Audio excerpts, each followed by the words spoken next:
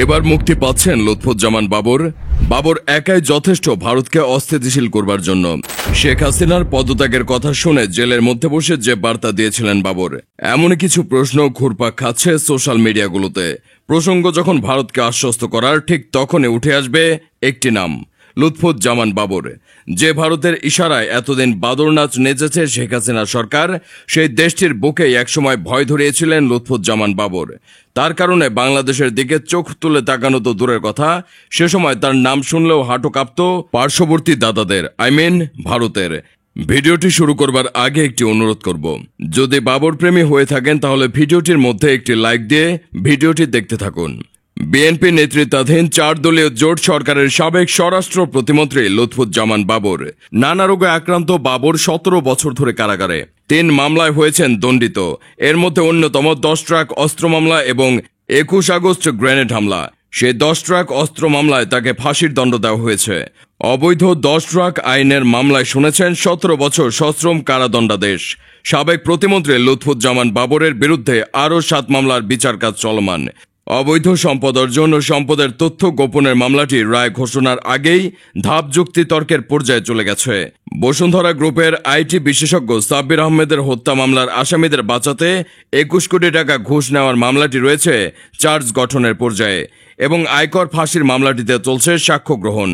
এর বাইরে সিলেট দ্রুত বিচার ট্রাইব্যুনালে সাবেক অর্থমন্ত্রী শাহ এম.এস. কিবরিয়া হত্যার ঘটনায় 2 মামলা এবং আওয়ামী লীগ নেতা প্রয়াত সুরঞ্জিত সেনগুপ্তর সমাবেশে গ্রেনেড হামলার ঘটনায় আরও 2 মামলার সাক্ষ্য গ্রহণের পর্যায়ে রয়েছে। বিএনপি নেতৃত্বাধীন জোট 2001 সালে সরকার গঠনের পরে যে কয়েকজন ব্যক্তি প্রবল ক্ষমতাবান হয়ে ওঠেন, তাদের মধ্যে অন্যতম ছিলেন বাবর।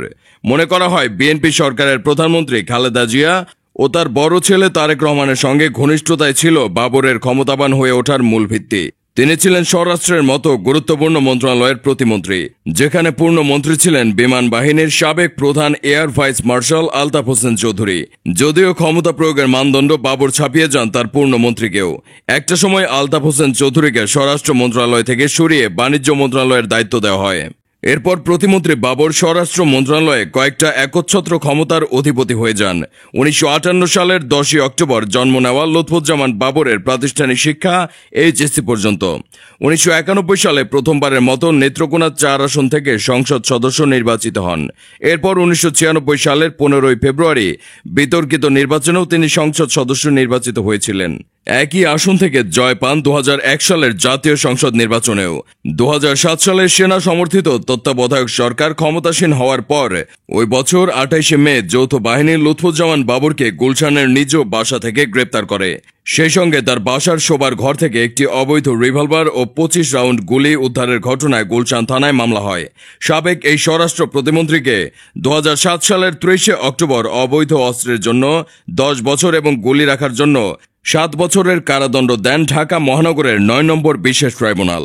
অস্ত্র মামলায় 17 বছর কারাদণ্ড হওয়ার পরও উচ্চ আদালতে আপিল করে 2008 সালের 4 ডিসেম্বর বাবর জামিনে মুক্ত হন। পরে আপিল বিভাগ তাকে নিম্ন আদালতে আত্মসমর্পণের নির্দেশ দিলে 2009 সালের 5 মার্চ ঢাকা সিএমএস আদালতে নিজেকে আত্মসমর্পণ করে জামিন চান। যদিও আদালত তার জামিনের আবেদন নামঞ্জুর করে কারাগারে পাঠান। এরপর থেকে তিনি গত 1 যুগ ধরে কারাগারে রয়েছেন।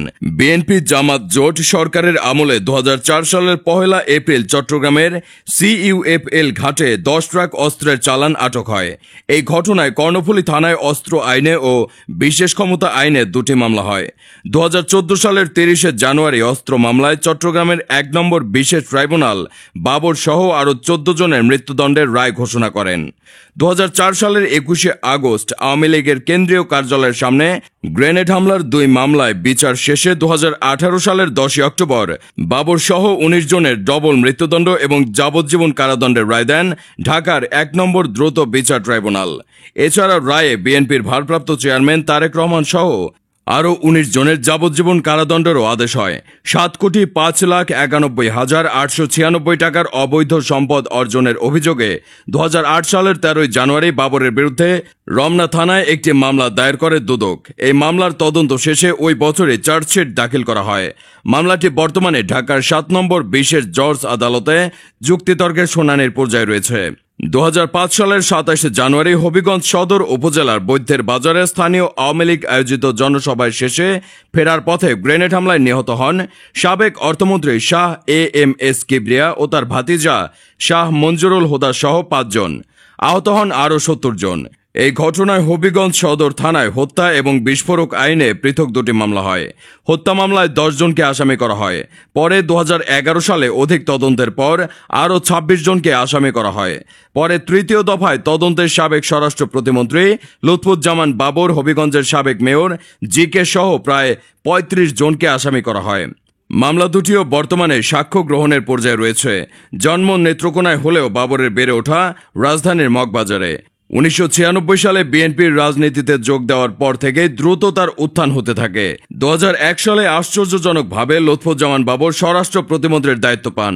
2004 সালে তার সময়ে চট্টগ্রামে ধরা পড়ে অবৈধ 10 ট্রাক অস্ত্রের চোরাচালান। পরে এই অস্ত্র চোরাচালানের সঙ্গে বাবরের সম্পৃক্ততার বিষয়টি মামলার শুনানিতে উঠে এলে তাকেও আসামি করা হয়। ওই ঘটনায় অস্ত্র চোরাচালানের দায়ে তাকে মৃত্যুদণ্ড এবং অস্ত্র আইনে যাবজ্জীবন কারাদণ্ড দেওয়া হয়। 2007 সালে যৌথ বাহিনী বাবরকে 3টি অবৈধ আগ্নেয়াস্ত্র, 297টি বুলেট সহ গ্রেপ্তার করে। এসব ঘটনায় দায়ের করা মামলায় তার 17 বছরের জেল হয়। নবম জাতীয় সংসদ নির্বাচনে বাবর জামিনে বেরিয়ে স্বতন্ত্র প্রার্থী হিসেবে নির্বাচন করে বড় ব্যবধানে পরাজিত হয়। নির্বাচনের পর তার জামিন বাতিল হয়।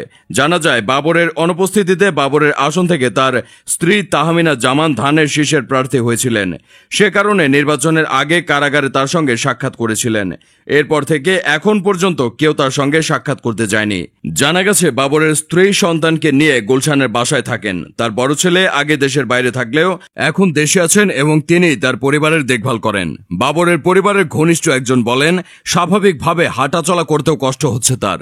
কারাগারের সূত্র বলছে, 2টি আলোচিত মামলায় ফাঁসির রায় মাথায় নিয়েও কারাগারে বাবর স্বাভাবিকই আছেন। কন্ডেম সেলে থেকেও আগের মতোই দাপট রয়েছে তার। না, শত্রু আইডেন্টিফাইড না, we are of man, we are looking for শত্রু।